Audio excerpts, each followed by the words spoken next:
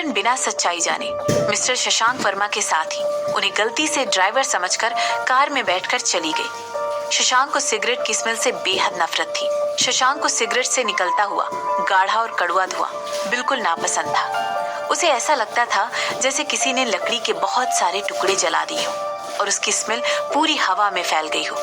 Cigarette के धुएं की स्मेल इतनी तेज होती है कि वो कपड़ों में समा जाती है, बिल्कुल एक डिओड्रेंट की तरह। सिगरेट एक जहर से ज्यादा और कुछ नहीं होती।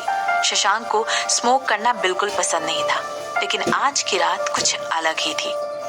शशांक खुद स्मोक करते करते सिगरेट के धुएं के छल्ले बनाता जा रहा था और फिर उन्हें शाम की ठंडी हवा में खोता हुआ देख रहा था। इस समय 7:18 हो चुके थे और शशांक अभी तक अपनी नर्वसनेस से बाहर नहीं आ पाया था।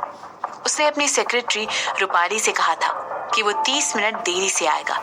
शशांक को लगा था कि उसके ऐसा करने से सबको ऐसा लगेगा कि सिमरन इस मीटिंग के लिए बेसब्र हुई जा रही है, लेकिन रूपाली का मानना बिल्कुल इसके उलट था। रूपाली ने शशांक से कहा था कि एक सच्चा जेंटलमैन वही होता है जो कि एक औरत को कभी वेट ना करवाए और मीटिंग के लिए 5 मिनट पहले ही जगह पर पहुंच जाए। लेकिन रूपाली के एडवाइस का शशांक पर कुछ असर नहीं हुआ और उसने वही किया जो उसे सही लगा। उसने अपनी सेक्रेटरी को तो बेवकूफ बना लिया, मगर वो खुद को बेवकूफ नहीं बना पाया। वो जानबूझकर ये सब नहीं कर रहा था। उसका वो बचकाना अंदाज और बिना बात के गुस्सा करना, ये सब कुछ शशांक खुद नहीं कर रहा था, बल्कि ये सब उससे अनजाने में ही हो जा रहा था। शशांक बहुत ज्यादा नर्वस हो रहा था। उसने एक लंबी आह भरते हुए अपने पेट में एक हलचल महसूस की। उसे ऐसा लग रहा था कि मानो हजारों तितलियां एक साथ उसे गुदगुदा रही हों। उसके दिमाग में इस समय हजारों बातें एक साथ चल रही थी। वो अपने और सिमरन के बारे में सोचने लगा।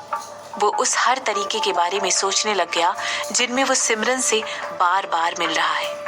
वो सोचने लगा कि जब वो अगली बार सिमरन से मिलेगा तो क्या करेगा और उनकी मीटिंग कैसी रहेगी। वो अपने ही ख्याली पुलाव में खोया हुआ था। ऐसा सोचते हुए उसने सिगरेट का एक और कश लिया और धुएं के छल्ले बनाकर हवा में उड़ा दिए। उसका दिमाग सोचते सोचते उसे पास्ट में खींच कर ले गया। लगभग 15 साल पहले शशांक अपनी जिंदगी की सबसे खूबसूरत लड़की से मिला था। बल्कि मिला क्या था, उसकी निगाहें उस खूबसूरत लड़की पर अटक सी गई थी। वो लड़की जिसकी बेहद खूबसूरत और जिंदा दिली से भरी हुई हल्की भूरे रंग की आंखें थी। उस लड़की के बाएं गाल पर एक बड़ा ही प्यारा और छोटा सा डिंपल भी था जो उसकी मुस्कान को 4 चांद लगाता था। इस लड़की का नाम था सिमरन और शशांक को वो इतनी ज्यादा पसंद थी कि वो उसे किसी कोमल से फूल की पंखुड़ी की तरह लगती थी और इसीलिए वो उसे मन ही मन पंखुड़ी बुलाता था। सिमरन उस समय लगभग 12 साल की थी और शशांक की उम्र लगभग 15 साल थी, जबकि सिमरन एक बेहद संपन्न परिवार से थी और साथ ही साथ वो एक बहुत बड़े ऑल गर्ल्स स्कूल में भी जाती थी।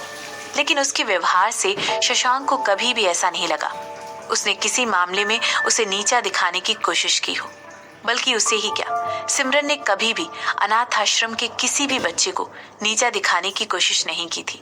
वो अपने बिजी स्केड्यूल में से वक्त निकालकर अनाथ आश्रम के बच्चों के साथ खेलती थी और यहाँ तक कि सिमरन अपना खाना भी उन बच्चों के साथ शेयर किया करती थी। पहले जब शशांक ने सिमरन को देखा तो उसे ऐसा लगा कि वो भी उन सारी अमीर लड़कियों जैसी ही है जो बाहर से अच्छा दिखने की कोशिश करती है। मगर सिमरन को लेकर शशांक की सोच तब बदली जब उसने देखा कि सिमरन को उसी की क्लास के बच्चे बुली करते थे। इस घटना के बाद शशांक को पता चला कि सिमरन भी अपने स्कूल में किसी बाहरी बच्चे की तरह ही जा रही थी। उसकी हॉस्टल की साथीदार उससे कभी भी बात नहीं करती थी और उसकी क्लासमेट्स सिमरन से नफरत करती थी। सभी उसे बेशर्म फॉरेनर की बेटी कहकर चिढ़ाते थे। सुनी सुनाई बात सुनकर इसी शशांक को भी पता चला कि सिमरन को उसकी अपनी फैमिली में भी कोई पसंद नहीं करता था। लेकिन हाँ, उसकी सौतेली माँ ऐसी नहीं थी। देखने से तो ऐसा लगता था कि वो सिमरन पर जान छिड़कती थी और उसे बहुत अच्छी तरह रखती थी। पर शशांक ने तो यहाँ तक सुना था कि सिमरन और उसकी सगी माँ एक ही घर में बाकी लोगों के साथ रहते तो थे, लेकिन उनकी तरह आलीशान जिंदगी नहीं जीते थे। बल्कि सिमरन और उसकी माँ एक नौकरानी के पुराने से क्वार्टर में रहते थे। जो कुछ भी सिमरन की जिंदगी में चल रहा था, उसके बावजूद भी सिमरन कभी अपनी मुस्कुराहट से ये जाहिर नहीं होने देती थी कि वो किसी मुसीबत में है। वो हमेशा जिंदगी के रोशन पहलू की तरफ देखती थी और उसके चेहरे पर हमेशा एक मुस्कान बनी रहती थी।